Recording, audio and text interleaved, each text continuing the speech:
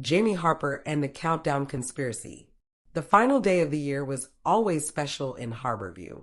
The entire town gathered in the square for the big New Year's Eve countdown, led by the iconic town clock. But as Jamie Harper walked past the square that morning, something was terribly wrong. The massive clock face was missing. All that remained were the empty metal hands, frozen at midnight. Who would steal the clock face? Jamie whispered. It wasn't just a clock. It was the symbol of the town's history. Jamie arrived at the square, where Mayor Willis and the town's police chief were arguing. Without the clock, there can be no countdown, the mayor exclaimed. Jamie noticed a glint on the ground near the clock tower, a small gold button with an engraving of a gear. She tucked it into her pocket before anyone else saw it. Jamie decided to investigate the countdown crew, the group organizing the event. She visited their headquarters, a bustling space filled with banners, lights, and decorations. One of the crew members, Mr. Latimer, avoided Jamie's questions about the clock. "We're too busy to worry about rumors," he said nervously. Jamie didn't believe him. That evening, Jamie snuck back to the square. The moon cast eerie shadows over the clock tower. As she hid near the base, she heard two voices whispering. "The boss says the clock face stays hidden until the deal's done," one voice said. Jamie's heart raced. Someone was using the clock face for leverage. But why? Back home, Jamie examined the gold button she'd found. It had a strange symbol, a clock hand pointing at 13. Beneath it was an engraving, the Mechanist Society. Who are they? Jamie wondered aloud. The next morning, Jamie visited the town library to research the Mechanist Society. She discovered they were a secret group of inventors rumored to have disbanded decades ago. As she read, Jamie noticed a figure lurking outside the library. When she left, she saw a note pinned to her bike. "Stop looking, or the countdown will stop for good."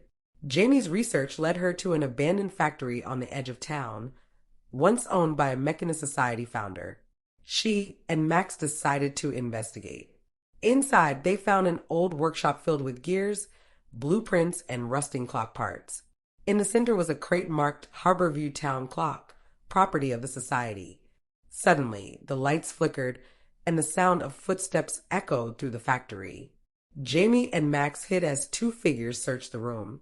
"They know too much," one of them said. "We need to move the clock face tonight." Jamie and Max slipped out, but the figures spotted them. A chase through the dark factory began, ending with Jamie narrowly escaping by sliding under a closing gate.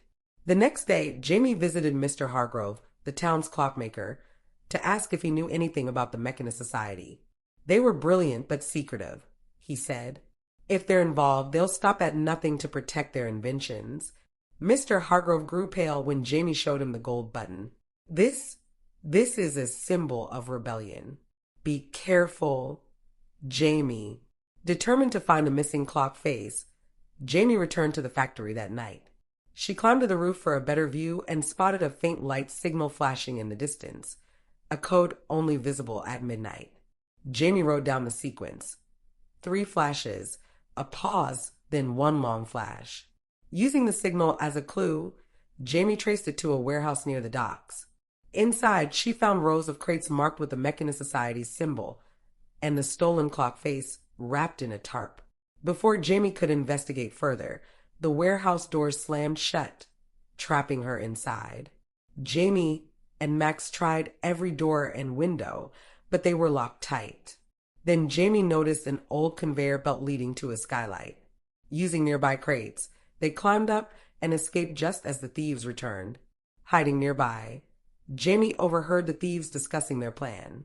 They wanted to use the clock face as ransom, demanding control of the town's new tech center in exchange for its safe return. Back at the square, Jamie saw workers trying to fix a temporary digital countdown clock. But when the test run began, the clock malfunctioned, sparks flying everywhere.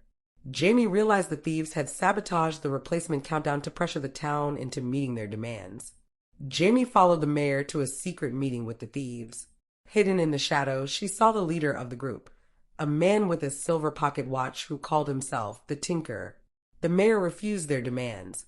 Furious, the Tinker declared, then Harborview's new year will never come. Jamie figured out the thieves' next move. They planned to destroy the clock tower to send a message. She and Max raced to the tower, where they found explosives rigged to the base. Jamie carefully defused the first bomb, but time was running out. The thieves arrived, forcing Jamie and Max to hide in the tower's gears.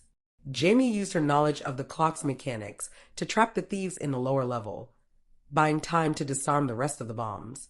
As the clock struck 11, Jamie confronted the Tinker at the top of the tower. "It's over," she said. The Tinker sneered. "You're clever, Jamie, but you can't stop the clock from turning back in our favor." Jamie used a well-timed swing of the pendulum to knock the Tinker off balance, allowing Max to tie him up with a rope. With the clock face returned and the thieves captured, Harborview prepared for the countdown. At midnight, the bells rang out, and the crowd cheered as the clock's hands struck 12. The mayor thanked Jamie for her bravery. "You reminded us that time is precious, and so is doing the right thing."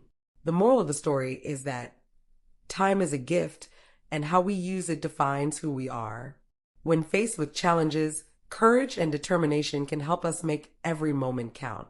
As the cheers of the crowd faded and the first fireworks of the new year lit up the Harborview sky, Jamie Harper stood on the clock tower balcony, watching the town celebrate below. She felt a rush of satisfaction knowing she had saved the countdown, but something about the Tinker's final words lingered in her mind. "You can't stop the clock from turning back in our favor." Max joined her, holding 2 cups of hot cocoa. "One mystery solved," he said with a grin. "What's next, Detective Harper?" Jamie smiled, taking the cocoa. "That's the thing about time, Max. It keeps moving forward, and so do mysteries." Just then, her pocket buzzed. Jamie pulled out her phone and read a cryptic message from an unknown number. 1201 was only the beginning. "Watch the stars. Harper." Jamie's heart skipped a beat as a shooting star streaked across the sky. She whispered, "Looks like the new year isn't done with us yet." The fireworks erupted into golden blossoms, lighting up Jamie's determined face. Another mystery was waiting, and she was ready to solve it.